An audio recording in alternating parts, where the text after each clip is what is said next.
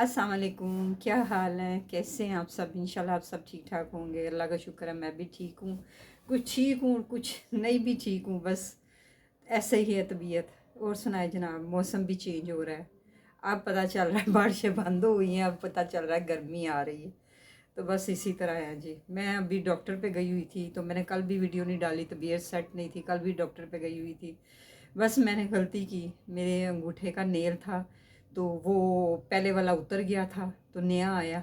तो नया आके ना उसकी नोक जो अंगूठे की थी ना इधर के, वो बीच में चली गई। तो वो बड़ी चुभन होती थी, जब मैं चलती थी ना तो चुभन होती थी। फिर मैंने कहा चलो अपनी तरफ से डॉक्टरी करते हैं। मैंने ब्लेड ला के बाज़ार से नया, वो उसके साथ उसकी नोक काटी। नोक काट के तो वो बस ट्यूज़र मेरा ये वाला पड़ा हुआ था, ये देखिए ये वाला ट्यूज़र, तो उससे मैंने ना उसके अंदर से ना ऐसे नोक निकाली। उससे इससे ना ये पुराना लोहा था, इससे मुझे उसका अंगूठे का इन्फेक्शन होगा। और मैं जब नमाज भी पढ़ती थी नहीं पढ़ी जाती थी।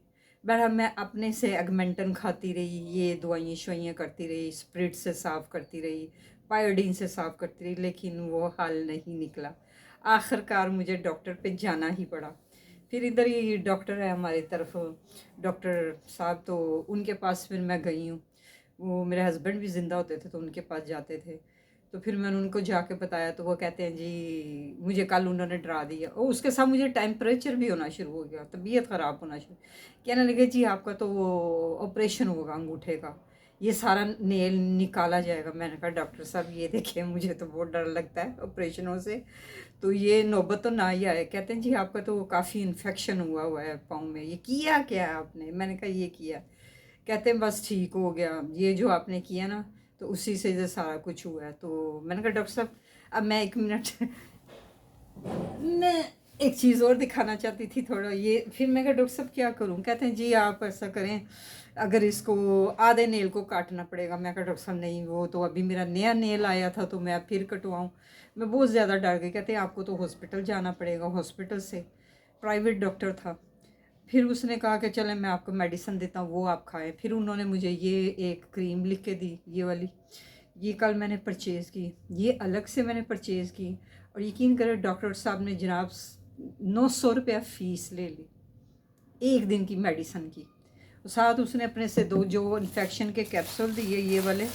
तो वो कहते हैं जी ये अपने पास से दिए, ये वाले इन्फेक्शन के कैप्सूल, ये वाले ना, ये वाले दिए। रोज़ सुबह शाम में एक कैप्सूल खाना है। तो मुझे बड़ा आया कि मतलब ये डॉक्टर साहब को पता भी है, वो मेरे मियाँ को जानते भी थे। तो डॉक्टर ये चीज़ को नहीं देखते कि अगले के पास पैसा है या नहीं है।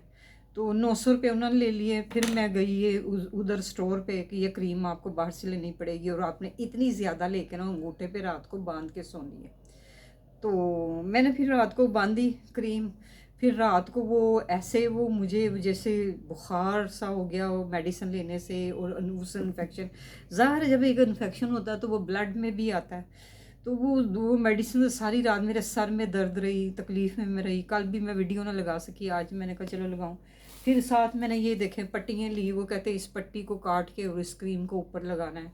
फिर मैंने इसको लगाया। फिर मुझे कहते कि आपने कल पट्टी नहीं उतारनी अंगूठे से, आके ना तो इधर उतारनी मेरे के लिए। अभी मैं होके आई हूँ क्लिनिक से।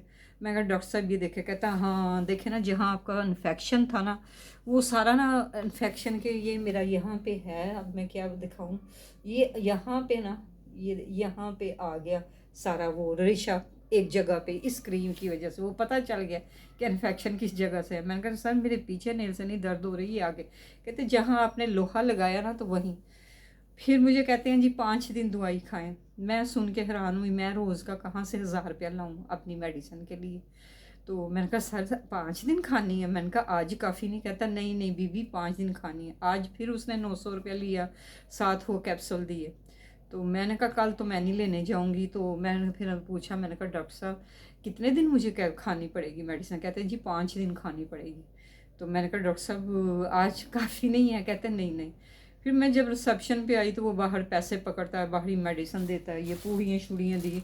तो मैंने कहा बेटा अब किसी के पास पैसे नहीं भी होते वो क्या करे? तो वो हंस पड़ा, कहता जी डॉक्टर तो ये चीज़ ये देखे 7 पूड़ियाँ दी हैं खाने के लिए, ये देखे, तो ये खानी है और ये कैप्सूल खाना है। तो मैं बड़ी परेशान हो गई। कल भी देख के आई 900, आज भी 900। या मैं घर चला लूँ या ये चीज़ को देख लूँ।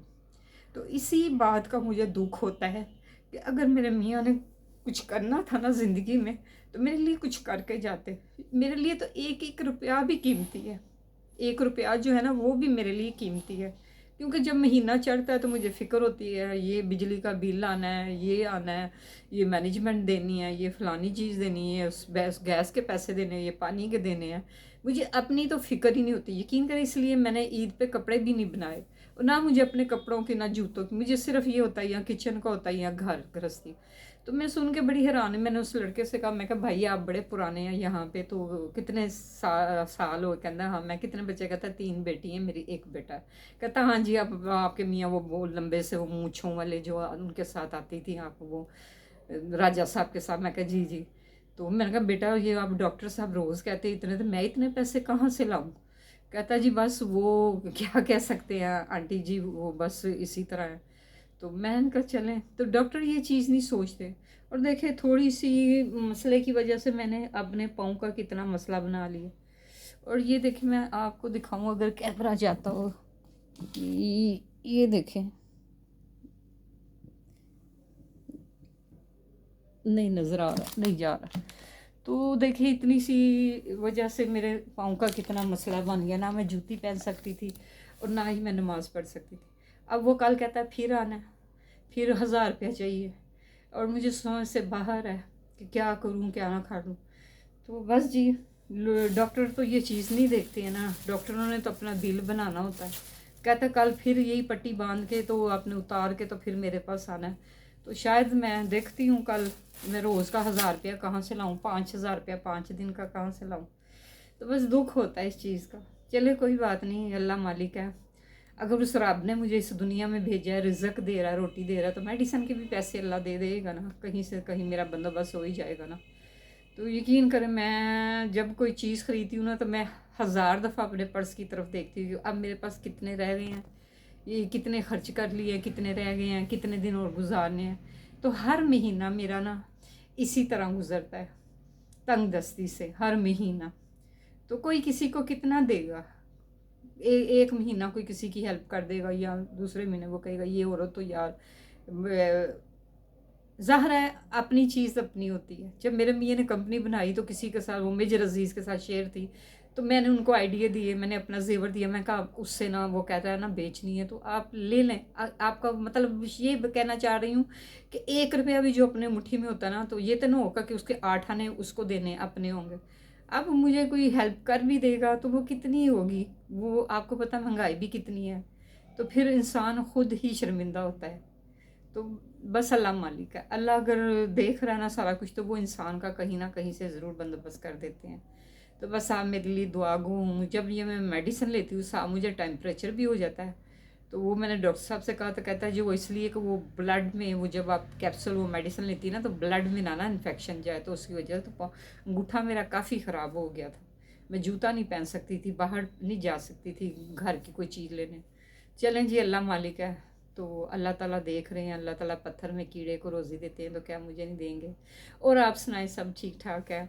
मुझे एक चीज़ का बड़ा दुख हुआ है, मैं बड़ी उम्मीदों पे होती हूँ कि आप मेरी वीडियो को लाइक किया करें, देखा करें, सब्सक्राइब किया करें, शेयर करा करें। लेकिन देख रही हूँ मैंने 2 वीडियो लगाई, उस पर कोई मुझे अच्छे इतने कमेंट्स नहीं आए, बहुत थोड़े कमेंट्स आए। तो देखिए अगर आप मेरी हेल्प कर देंगे तो ये मेरे ऊपर बहुत बहुत बड़ा एहसान होगा। इसका अजर मैं नहीं दे सकती, वो रब दे सकते हैं, वो अल्लाह दे सकते हैं। मैं तो सिर्फ दुआ गो हो सकती हूँ आपके लिए, आगे उसकी रज़ा है। तो आपसे मैंने आगे भी कहा था कि एक थम से आप प्राइम मिनिस्टर बना देते हैं, MNA बन जाता है, MPA बन जाता है। तो एक नाचीज़ सी औरत जो है, जो बेवा है, जिसका कोई नहीं है, क्या एक थंब लगा के उसको आप कामयाबी नहीं दे सकते? वीडियो को आगे शेयर नहीं कर सकते? कर सकते हैं ना? तो प्लीज़ आप ऐसा करें, तो मेरी वीडियो को देखा करें, लाइक किया करें, कमेंट्स किया करें, सब्सक्राइब किया करें और शेयर भी किया करें। ऑल द वीडियो मेरी देखा करें। तो मैं इतना भी बुरा नहीं बोलती जो आप सुनना भी पसंद नहीं करते।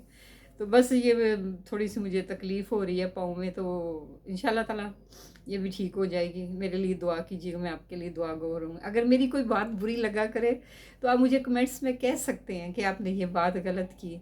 आगे अल्लाह ताला आपका भला करे। और मेरे प्यारे फ़लस्तीन के लिए भी दुआ गो हुई है। देखें उन्होंने पकड़ा हुआ है कि उनको फांसी देनी है, तो मैं कहती अल्लाह ताला जी, मैं नफल शुक्राना अदा करूँगी। वो भी किसी के बच्चे, छोटे छोटे बच्चों को पकड़ के वो कहते हैं फांसी।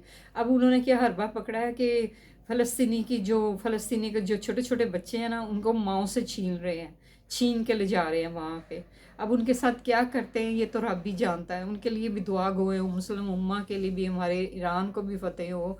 और ये जो दुश्मन यहूदी हमारे मगरो लथन पंजाबी में कहनी है, हमारे मगर मैं तो इतनी दुआ गो उनके लिए होती हूँ कि या अल्लाह वो वहाँ के रहने वाले हैं जहाँ मस्जिद अक्सा है, जहाँ 1.25 अम्बियात उतरे, जहाँ मेरे नबी पाक सल्लल्लाहु अलैहि वसल्लम का किबला अव्वल था, ये वहाँ के रिहायशी है। नबी पाक सल्लल्लाहु अलैहि वसल्लम ने आपने खुद फरमाया कि सब मुसलमान मेरी उम्मत जितने भाई भाई बहन हैं, और उनके लिए भी दुआ गो हुई है, आप भी हुई है, मैं भी होती, अल्लाह उनके लिए रहाई मुकर्रर करे। वो उन्होंने ऐसी इलेक्ट्रिक शॉट की वो बनाई है चेयर, उस पर बैठा के, तो अल्लाह उन पर रहम करे, उनके लिए आसानियाँ करे। आप भी दुआ गो हुई है। और मुझे तो बहुत तकलीफ़ होती है, मैं जब सुनती तो मेरी आंखों से ना, जालमास पे बैठी होती मेरे आंसू निकल आते हैं। तो आप भी दुआ करें और मेरे अंगूठे के लिए भी करें।